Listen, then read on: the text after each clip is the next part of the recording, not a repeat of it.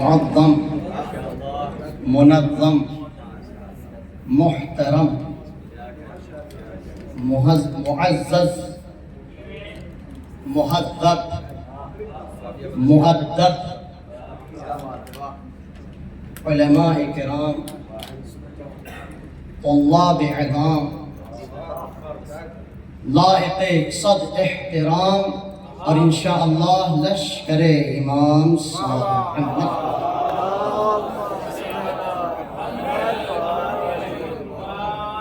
جس سورہ مبارکہ کی تلاوت کا شرف میں نے حاصل کیا اس میں ارشاد رب العزت ہوتا ہے اِنَّا أَعْطَيْنَاكَ الْكَوْثَرَ، بے شک ہم نے آپ کو کوثر عطا کیا، فَصَلِّ لِرَبِّكَ وَانْحَرْ، بس آپ اپنے پروردگار کے لیے نمازیں قائم کریں اور قربانیاں پیش کریں۔ اِنَّ شَانِئَكَ هُوَ الْأَبْتَرُ، بے شک آپ کا دشمن بے اولاد رہے گا۔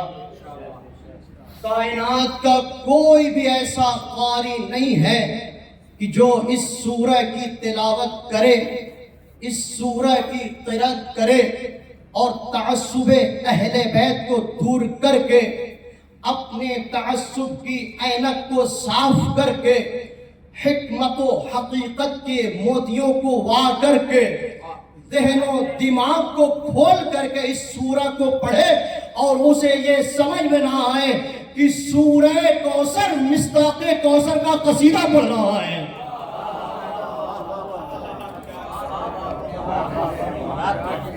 اب یہ مصداق کوثر ہے کون؟ اسے بیان کرنے کی، وضاحت کی، تشریح کی، توضیح کی، تفسیر کی، تبیین کی کوئی ضرورت نہیں ہے۔ علماء کرام، ادباء، شعراء، طلباء سب موجود ہیں، تشریف فرما ہیں، بہتر طریقے سے جانتے ہیں کہ مصداق کوثر ہے کون۔ بس تھوڑا سا ایک نقطے کی جانب وضاحت کرتا چلوں کہ کون سا سورہ ہے اور کس کتاب میں آیا ہے۔ اس کتاب میں آیا کہ جس کے بارے میں ارشاد رب العزت ہوا ذالک الکتاب لا ریب فیہ ھدی للمتقین، یہ وہ کتاب ہے جس میں شک و شبہ کی کوئی گنجائش نہیں، یہ متقین کے لیے ہدایت ہے۔ کون سی کتاب ہے؟ وہ کتاب ہے جس میں ارشاد ہوتا ہے لا رطب ولا یابس الا فی کتاب مبین، کائنات کا کوئی خشکتر ہے ہی نہیں مگر یہ کہ وہ اس کتاب میں موجود ہے۔ یہ کون سی کتاب ہے؟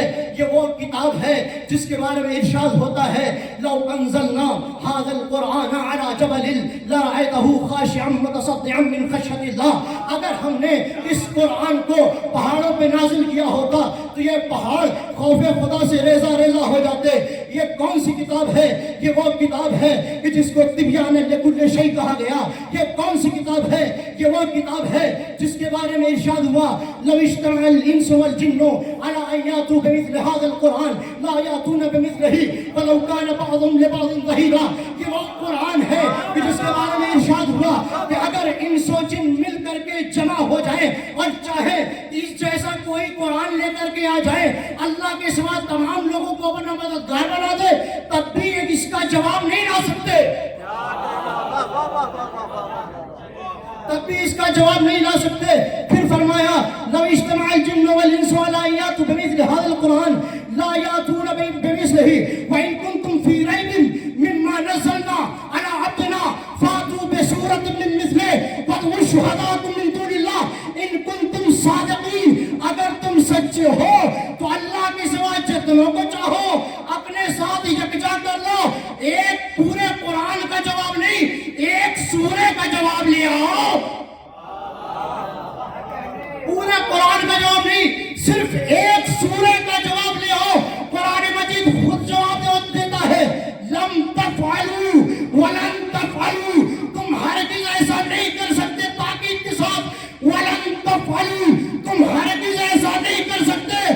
تو مجھے جملہ کہنے دیجئے 1400 سال گزر گئے، کوئی سورہ کوثر کا جواب نہ لا سکا، تو مصداق کوثر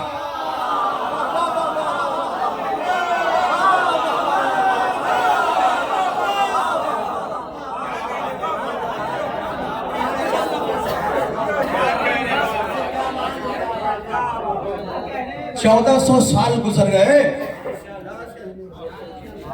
کوئی سورہ کوثر کا جواب نہ لا سکا تو مصداق کوثر کا کیا جواب لائے گا؟ ایک نقطہ کی طرف اور توجہ دلانا چاہتا ہوں عزیزان گرامی، 114 سوروں میں 3 آیتوں پر مشتمل مختصر ترین سورہ ہے سورہ کوثر،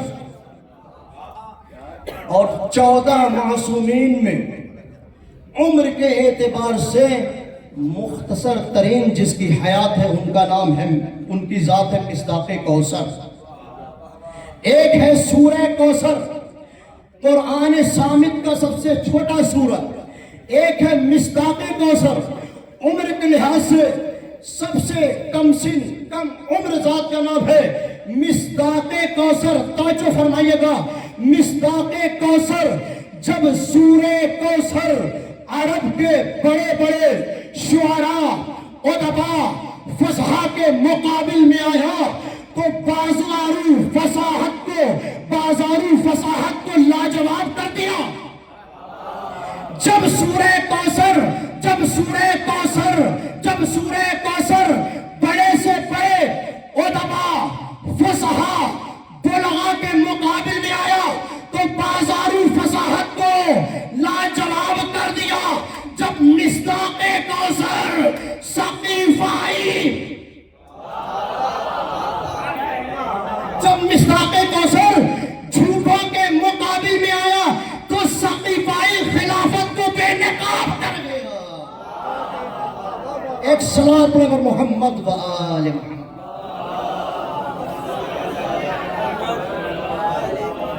عزیزان گرامی، کون ہے مصداق کوثر؟ وہ ذات کہ جب 20 جمادی ثانیہ کو اس کائنات میں آئی، یہاں سے بہت توجہ چاہتا ہوں، جب 20 جمادی ثانیہ کو اس کائنات میں آئی ہے تو کائنات کے سب سے بڑے رسول نے اپنی آغوش میں لیا انتظار وحی کی، اور حکم خدا سے اس کا ایسا نام رکھا کہ جو محبوب پروردگار ہے، محبوب رسول ہے، محبوب کائنات ہے۔ خدا کا شکر ہے کہ ہم ایسی ہستیوں سے وابستہ ہے کہ جن کا نام بھی ہمیں ہماری عزت میں اضافہ کرتا ہے۔ ہم ایسوں سے متمسک نہیں ہیں جن کا نام بھی ایسے ذلت والا ہو کہ کوئی بلی کا باپ بنے، کوئی کتا۔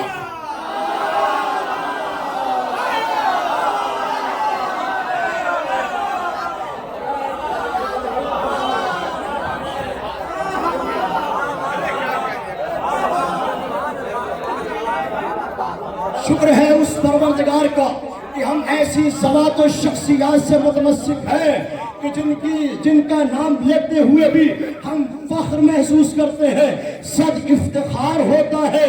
ہم بڑے فخر سے نام کو اپنی زبان پہ لے کر کے آتے ہیں، ایسوں سے مرتبط نہیں ہے کہ جن میں کوئی بلی کا باپ بنے، کوئی بلوں کی ماں بنے۔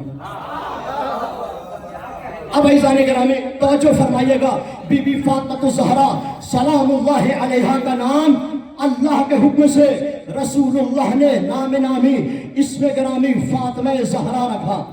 کیوں؟ وجہ کیا ہے؟ علت کیا ہے؟ سبب کیا ہے؟ ریزن کیا ہے؟ تو بیان کیا احادیث رسول اکرم نے۔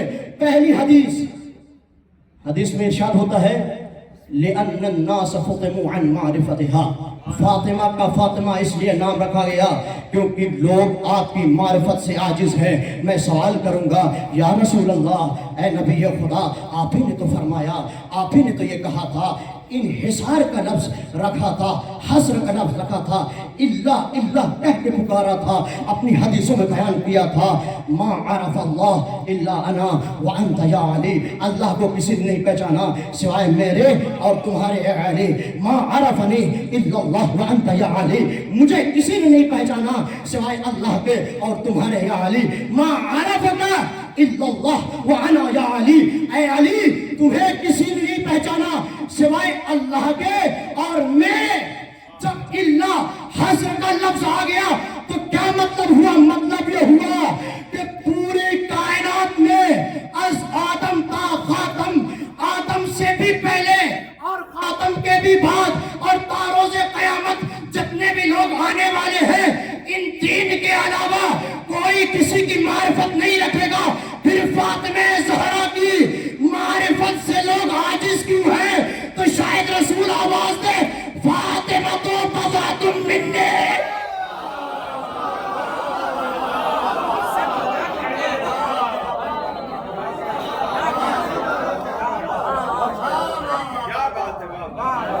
فاطمہ تو بضعۃ منی، کل بغیر جز کے پورا نہیں ہو سکتا، یہ منطقی قاعدہ ہے، کل بغیر جز کے پورا نہیں ہو سکتا، جب تک اجزاء مرکب نہ ہو کل کا وجود نہیں آ سکتا۔ تو مجھے کہنے دیجئے زہرا ہے جز، رسول ہے کل، اب جس کو بھی رسول تک پہنچنا ہے زہرا اس سے راضی ہو۔ رسول کی رضایت زہرا کی رضایت سے گزرتی ہے۔ اب عزیزان گرامی، روایت نے کیا کہا؟ لِأَنَّ النَّاسَ فُطِمُوا عَنْ مَعْرِفَتِهَا، لوگ زہرا کی معرفت سے عاجز ہیں۔ دوسری رسول پیغمبر بڑھ کے آواز دیتی ہے بی بی زہرا کا، بی بی فاطمہ کا۔ فاطمہ کیوں نام رکھا گیا؟ عزیزان گرامی، یہ ہم شیعوں کے لیے ہے، ہم بی بی زہرا سلام اللہ علیہا کے محبوں کے لیے ہے۔ ارشاد فرمایا پیغمبر نے لِأَنَّ اللَّهَ فَطَمَهَا وَفَطَمَ مَنْ أَحَبَّهَا، اس لیے کہ اللہ نے جناب زہرا کے اوپر اور ان کے محبوں کے اوپر آتش جہنم کو حرام قرار دے دیا۔ توجہ ہے نا آپ کی؟ اب حدیث کو حدیث پیغمبر سے ملائیے، ایک حدیث کو دوسری حدیث سے ملائیے۔ نبی کی دونوں حدیثیں ہیں اور دو کفو کے بارے میں ہے، دو ہمسر کے بارے میں ہے، دو لوگوں کے بارے میں ہے۔ ایک کا نام ہے زہرا، دوسرے کا نام ہے مرتضیٰ۔ لأن الناس لأن الله فطمها وفطم من أحبها من النار، رسول نے دوسری حدیث میں بلکہ ارشاد فرمایا لو اجتمع الناس على حب علي بن أبي طالب لما خلق الله النار۔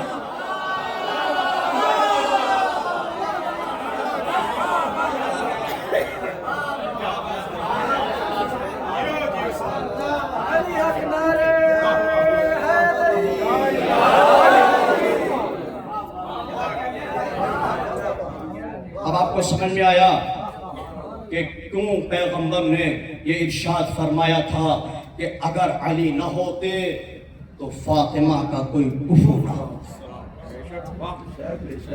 بی بی زہرا سلام اللہ علیہا کا نام نامی اسم گرامی فاطمہ رکھا گیا۔ کیوں؟ اس لیے کہ لوگ آپ کی معرفت سے عاجز ہیں۔ کیوں؟ اس لیے کہ آپ فاطمہ تو بضعۃ منی کی مصداق ہیں۔ توجہ فرمائیے گا، یہ حدیث میں نے اس کا ایک جز پڑھا ہے، پھر پیغمبر نے ارشاد فرمایا من احبها فقد احبنی ومن احبنی فقد احب اللہ ومن احب اللہ فهو فی الجنہ۔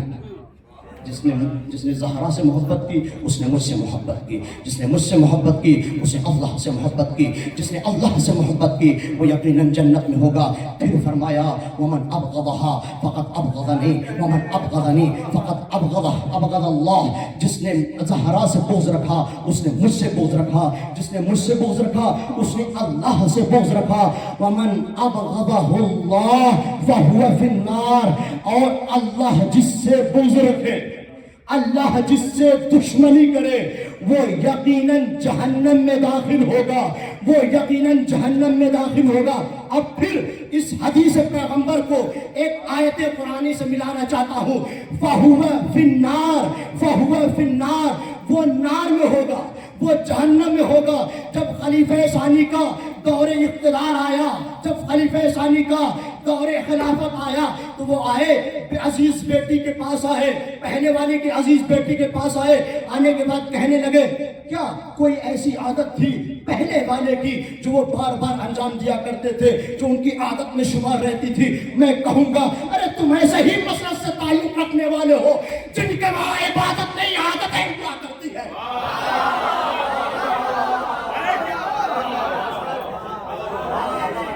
کیا کوئی ایسی عادت تھی، کوئی ایسی خصلت تھی کرتے تھے آیت کو اپنے ذہن و دماغ میں رکھیے گا. میں آپ کے سامنے قرآن مجید کی ایک آیت کی تلاوت کروں گا. کہا کوئی ایسی عادت تھی جو وہ بار بار انجام دیتے. بڑی دیر کے بعد غور و فکر کے بعد کہا میں نے بارہا دیکھا میرے بابا جان بعض دفعہ دوپہر کی دھوپ کڑی دھوپ میں صحن میں آ جاتے, آنے کے بعد اپنے سر کو دونوں گھٹنوں کے درمیان کر لیتے اور بڑی دیر تک اسی حالت میں رہتے. جب بہت زیادہ کوئی معصیت کار ہو جاتا ہے تو منہ چھپائے نہیں چھپتا ہے, کتنا بھی چھپانا چاہے اس کا منہ چھپتا نہیں ہے. بڑی دیر تک اپنے چہرے کو دونوں زانوں کے درمیان کرتے. جب اس کے بعد آنکھ کو اس کے بعد چہرے کو اٹھاتے تو آہیں سرد بھرتے. تو میں کیا دیکھتی کہ آہیں سرد ہوتی لیکن اس سے آگ باہر نکلا کرتی تھی, اس سے آگ باہر نکلا کرتی تھی. اب ثانی نے اول کے بارے میں پوچھ لیا. اب عزیزان گرامی قرآن مجید کی آیت سنیے. آیت قرآن کیا کہتی ہے؟ ان الذین یاکلون اموال الیتامی ظلما انما یاکلون فی بطونہم نارا. جو کسی یتیم کا مال ظلم کے ساتھ کھائے وہ غذا نہیں کھاتا ہے, جہنم کی آگ کو بھرتا ہے.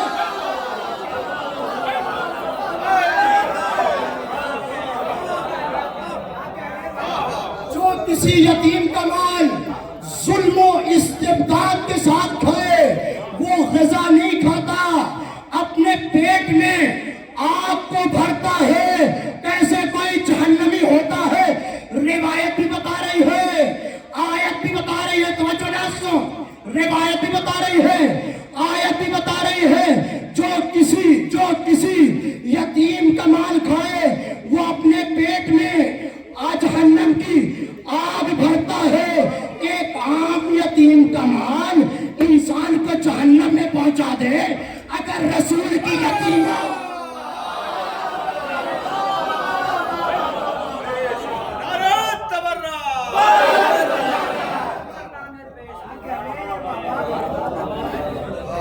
اگر کسی عام یتیم کا مال کوئی کھائے تو وہ غذا نہیں کھاتا, اپنے پیٹ میں جہنم کی آگ کو بھرتا ہے. تو جو یتیم رسول کا مال کھائے. بس آخری واقعے کو پیش کروں گا اور مسائل. عزیزان گرامی علامہ امینی جنہوں نے 11 جلدوں پہ مشتمل کتاب الغدیر لکھی ہے, اس کتاب کو لکھنے کے لیے بڑے دور دراز کا سفر کیا ہے, مختلف ممالک کا سفر کیا. ایک وقت ایسا بھی آیا کہ وہ مصر گئے, مصر میں جامعۃ الازہر میں پہنچے. جامعۃ الازہر میں پہنچنا تھا, تحقیق کا کام شروع کیا. لوگوں کو معلوم ہوا, وہاں کے بڑے سے بڑے علماء محدثین کو معلوم ہوا. کہا کہ اے علامہ امینی ہم چاہتے ہیں کہ آپ کی دعوت کریں. انہوں نے انکار کیا. کہا کہ دیکھو جس ہدف جس مقصد کے لیے میں آیا ہوں وہ مقصد یہ ہے کہ میں تحقیق کروں, اس کتاب کے لیے جو کچھ بھی میں لکھ سکتا ہوں اس کو جمع کروں اور واپس چلا جاؤں, سفر کر جاؤں. اصرار بڑھا, اصرار پہ اصرار ہو رہا ہے. اب قبول کر لیا. ظاہر سی بات ہے اگر مسلمان کی جانب سے دعوت ہو تو اسے قبول کرنا مستحب ہے, اور اگر بار بار اصرار ہو تو اس میں تاکید ہو جاتی ہے. علامہ امینی نے قبول کر لیا. اب توجہ فرمائیے عزیزو, یہ بڑا دلچسپ واقعہ ہے. علامہ امینی نے دعوت کو قبول کیا لیکن اس شرط کے ساتھ کہ دیکھیں میں صرف دعوت میں شریک ہوں گا, چند لقمے تناول کروں گا اور واپس چلا جاؤں گا. لوگوں نے قبول کر لیا. اب محضر آیا, لوگوں نے جی بھر کے کھایا. علامہ امین نے بھی کچھ لقمے کھائے اور چاہتا کہ اب چلے جائیں. توجہ فرمائیے گا عزیزوں, کس کس طریقے سے لوگ بہانوں سے چاہتے یہ ہیں کہ چھیڑا جائے. پہلے تو شیر خاموش ہوتا ہے لیکن جب چھیڑا جائے تو چپ نہیں بیٹھتا. جناب علامہ امینی نے جب تناول کر لیا اور جانے لگے تو یہ لوگ کہتے ہیں کہ آئے تبرک کے طور پر ایک ایک حدیث اپنی جگہ سے اٹھے, علماء سب بیٹھے ہوئے, ایک حدیث پیغمبر اٹھ کے سب پڑھیں اور اس کے بعد رخصت ہو جائیں. اب سب کے سب پڑھنے لگے, حدیث آ کے رسول کی حدیث بیان کرنے لگے, رسول کی حدیث بیان کرنے لگے. کوئی کسی سے, کوئی کسی سے, کوئی کسی سے. اب ظاہر سی بات ہے اگر کوئی ولایتی ہو, اگر کوئی غدیری ہو, اگر کوئی فاطمی ہو اور اس کے سامنے فلاں کا تذکرہ ہو. اب عزیزان گرامی علامہ امینی کی باری آئی. پہلے تو انکار کیا لیکن جب اصرار ہوا تو علامہ امینی اپنی جگہ سے کھڑے ہوئے اور کھڑے ہونے کے بعد فرمایا 2 حدیثیں سب ایک پڑھ رہے تھے. علامہ امینی نے 2 حدیثیں پیش کی. کیا کہا؟ من مات ولم یعرف امام زمانہ مات میتۃ الجاہلیہ. جو شخص مر جائے اور اپنے زمانے کے امام کو نہ پہنچانے اس کی موت جاہلیت کی موت ہوتی ہے. یہ صحیحین میں، تمام صحائح ستہ میں اور تمام اہل تسنن و تشیع کی کتب میں موجود ہے یا نہیں؟ سب کہتے ہیں موجود ہے. پھر دوسری حدیث کہا کہ تمام اہل تشیع، تمام اہل تسنن، تمام شیعہ اور سنی علماء نے اس حدیث کو تحریر کیا ہے اور صحیح بخاری و صحیح مسلم میں یہ حدیث موجود ہے کہ بی بی فاطمہ الزہرا کے حق کو جب غصب کیا گیا اور اس کے بعد 2 لوگ در زہرا پہ آئے اور آنے کے بعد معافی تلافی کی کوشش کرنے لگے تو زہرا نے اپنا چہرے کو، اپنے رخ کو موڑ لیا اور ان سے راضی نہ ہوئی. تو اب مجھے یہ بتاؤ کہ آیا زہرا، دونوں حدیثیں آپ کے پیش نظر ہے نا. ایک حدیث من مات ولم یعرف امام زمانہ ہی، بظاہر خلیفہ بنے ہوئے لوگوں کی حقیقت کو اجاگر کر رہے ہیں. علامہ امینی کہتے ہیں دونوں حدیثیں تمہارے سامنے ہے. ایک میں زہرا نے اپنے رخ کو موڑا، ایک میں یہ ہے جو اپنے زمانے کے امام کی معرفت نہ رکھے وہ جاہلیت کی موت مرتا ہے. تو آپ بتاؤ کہ کون حق پہ تھا، زہرا تھی یا وہ تھے؟ زہرا تھی یا وہ تھے؟ توجہ فرمائیے گا، زہرا تھی یا وہ تھے؟ اب عزیزان گرامی جو لوگ دعوت کے لیے بلائے تھے وہ سب کے سب ابھی تک مسند پہ بیٹھے ہوئے تھے. علامہ کی بات کو سن کر کبھی یہ بھاگا، کبھی وہ بھاگا، کبھی وہ بھاگا. بلانے والے فرار کر رہے تھے، حیدر کرار کا ماننے والا ڈٹا ہوا تھا. السلام علیکم محمد.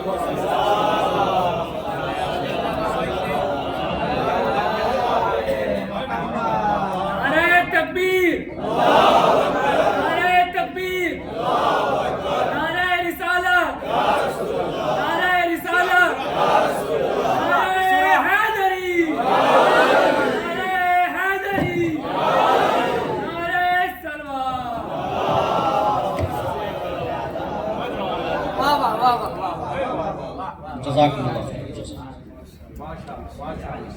ان اللہ یغضب لغضب فاطمہ ویرضى لرضا فاطمہ. رسول اللہ کی دوسری حدیث بھی پڑھ کے یہ کہتی ہے کہ اللہ زہرا کی رضا میں راضی ہوتا ہے، زہرا کے غضب سے غضبناک ہوتا ہے. جس کے جتنے فضائل ہیں اس کے اتنے مسائل ہیں. امام حسن عسکری علیہ السلام فرماتے ہیں نحن حجت اللہ علی الخلق، ہم اللہ کی حجت ہیں تمام مخلوقات پر.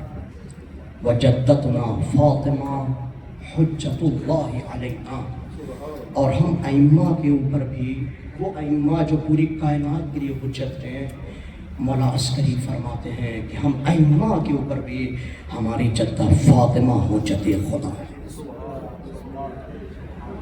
بی بی زہرا سلام اللہ علیہ کے مسائل 3 شب سے سنتے ہوئے آ رہی ہے. تیسری شب ہے. پہلی مجلس میں بھی آپ نے سنے. کوشش کروں گا کہ وہ مسائل جو بیان ہوئے وہ نہ کروں.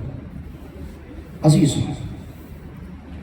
وصیت زہرا بھی آپ نے سنی، کل قاسم بھائی نے بھی تذکرہ کیا تھا اور آج بھی آپ نے وصیت کے چند جملے سنے. یہ تو وصیت رات میں بی بی زہرا نے مولا علی سے کی تھی. جب صبح ہنگام نمودار ہوا تو تاریخ میں کہتی ہے کہ زہرا جانتے ہیں کہ آج آخری روز ہے میری حیات کا. چھوٹے چھوٹے حسن و حسین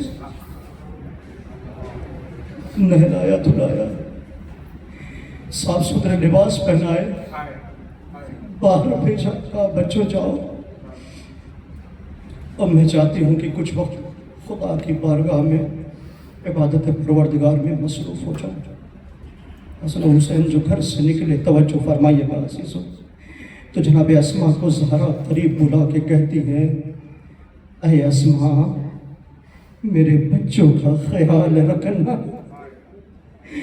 اور جب تک میری تسبیح و تحلیل کی آواز آتی رہے سجدہ عبادت سے، سمجھنا کہ تمہاری سیدہ زہرا اس کائنات میں موجود ہے، لیکن جب تسبیح و تحلیل کی صدائیں ختم ہو جائے، رک جائے، تو سمجھ لینا کہ زہرا نے لقائے خدا کر لیا، لقائے خدا کر لیا۔ عزیزو، اسماء سے جناب زہرا یہ بھی وصیت کرتی ہیں، جب میرا انتقال ہو جائے اور میرے بچے حسن و حسین گھر میں آئے تو اے اسماء سیدھے میرے کمرے میں، میرے حجرے میں بچوں کو نہلانا، پہلے ان کو کھانا کھلا دے۔ روایت یہ کہتی ہے کہ در پہ جناب اسماء بیٹھ گئی، زہرا کے تسبیح و تحلیل کی صدائیں، تسبیح و تحلیل کی آوازیں اسماء کی کانوں سے جب تک ٹکراتی رہی، جناب اسماء سمجھتی رہی زہرا اس کائنات میں موجود ہے، لیکن یک بیک جیسے ہی تسبیح و تحلیل کی آوازیں بند ہو گئی، اسماء انا للہ پڑھتے ہوئے حجرے میں داخل ہوئی، سیدہ کو دیکھا، ارے جناب زہرا اس کائنات میں موجود نہیں ہے، مرثیہ پڑھنا شروع کیا، رونا بلکنا شروع کیا، اتنے میں کچھ آہٹ کو محسوس کیا، آنسوؤں کو پہنچا، فوراً جناب زہرا کی اس وصیت کو یاد کیا، دیکھا کہ ہاں حسن و حسین آئے ہیں، جناب اسماء نے جناب حضرت حسن و حسین کو پاس بلایا اور کہا، اے آقا حسن، اے مولا حسین، آئیے پہلے کھانا کھا لیجئے، آئیے کھانا تناول کر لیجئے۔ مولا حسن اور مولا حسین انکار کر دیتے ہیں، پھر کہتی ہیں اسماء تھوڑا سا تو کھانا کھا لیں، لیکن حسن و حسین کہتے ہیں، اے اسماء کیا آپ نے کبھی دیکھا ہے کہ ہم نے ماں کے بغیر کھانا کھایا؟ اجرکم الزہرا، اجرکم اللہ۔ عزیزو، جیسے ہی حسن و حسین نے اصرار کرنا شروع کیا، جناب اسماء نے حجرے کو کھول دیا۔ حسن و حسین نے جو منظر دیکھا، اللہ کسی بچے کو منظر نہ دکھائے۔ حسن و حسین ماں کے قریب پہنچے، اماں آگے تو عزیز مولا امام حسن، مولا امام حسین بتاشا گریہ آزاری کر رہے ہیں، آوازاری آہو بکا میں مصروف ہے کہ اتنے میں جناب اسماء نے کہا کہ جائیں اور اپنے بابا علی کو یہ خبر دے دے کہ آپ نے کبھی دیکھا ہے کہ کسی بچے نے اپنے باپ سے جا کے ماں کے انتقال کی خبر دی ہو، لیکن ہائے رسول کے بعد علی کے گھر پہ کیسا وقت آیا، مولا مسجد نبوی میں ہے، حسن و حسین دوڑتے ہوئے آئے، علی کے گلے لگے اور رو کے کہتے، بابا مادر گرامی نبی، اجرکم اللہ زہرا، اجرکم اللہ۔ ہر روز جب مجلس ہوتی ہے تو آپ حسین کے مصائب کا پرسہ زہرا کو پیش کرتے ہیں، شب شہادت زہرا ہے، زہرا کے مصائب کا پرسہ کربلا میں موجود ہو کے حسین کو پیش کرتے۔ اجرکم اللہ۔ عزیزوں، مولا علی نے جیسے اس خبر کو سنا، آنکھوں میں اندھیرا چھا گیا، مولا امیر المومنین مسجد نبوی سے گھر زیادہ فاصلے پہ نہیں تھا، لیکن روایت کہتی ہے کئی مرتبہ علی زمین پر آئے، پھر سب نے اٹھے، پھر جاتے ہیں کہ قدم بڑھائے، پھر زمین پر اجرکم اللہ۔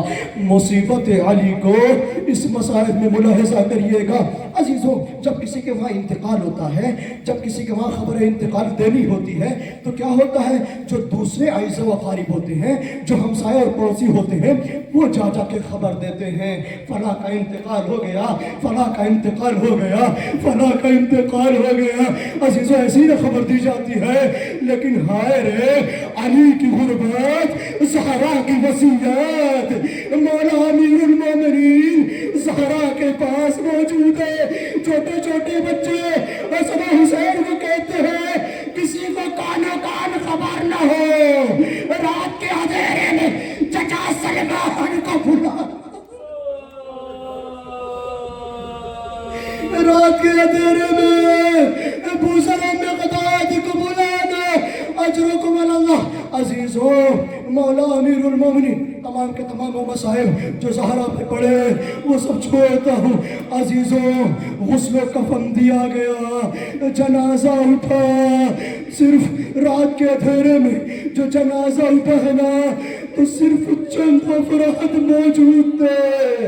ابھی چند مہینے تو گزرے تھے، 1.25 لاکھ حاجی اور صحابیوں کا مجمع تھا، لیکن آئے زہرا کی یہ تنہائی، زہرا کی یہ غربت، مسلمان موجود نہیں ہے۔ ہاں عزیزوں جناب زہرا کا جنازہ دفن کیا گیا۔ روایت یہ کہتی ہے کہ علی اتنا گریا کرتے ہیں کہ آنکھوں اور اشک جو جاری ہوتے ہیں نا، ہر قبر پہ جو پانی دیا جاتا ہے، جب بھی کسی کو دفن کیا جاتا ہے تو پانی دیا جاتا ہے۔ علی اتنا گریا کرتے ہیں کہ آنسوؤں سے قبر زہرا تر ہو جاتی ہے۔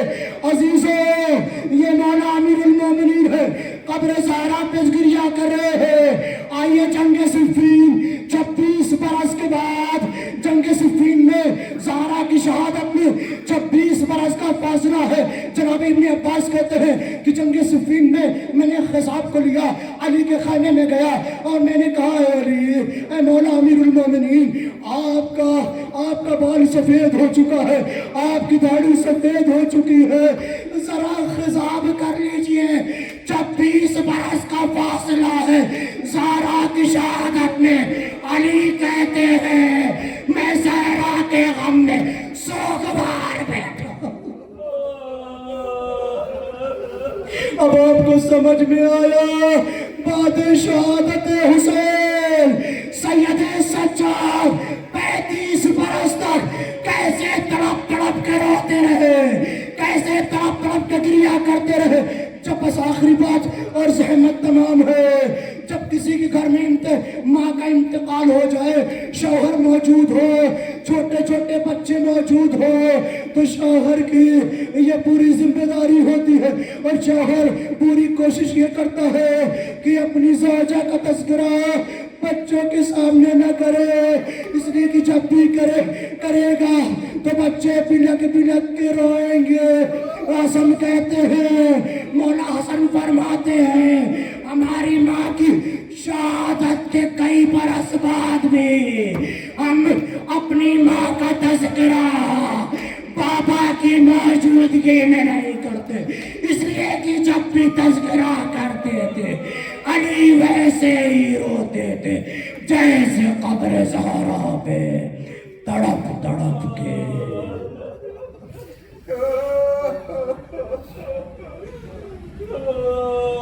انا للہ و انا الیہ راجعون۔ رضا بقضائه وتسلیما لامره وسيعلم الذين ظلموا أي منقلب ينقلبون۔ الہی بحق زہرا و ابیہا و بعلہا و بنیہا، تجھے واسطہ محمد و آل محمد علیہ السلام کا، اس مجلس اعزا کو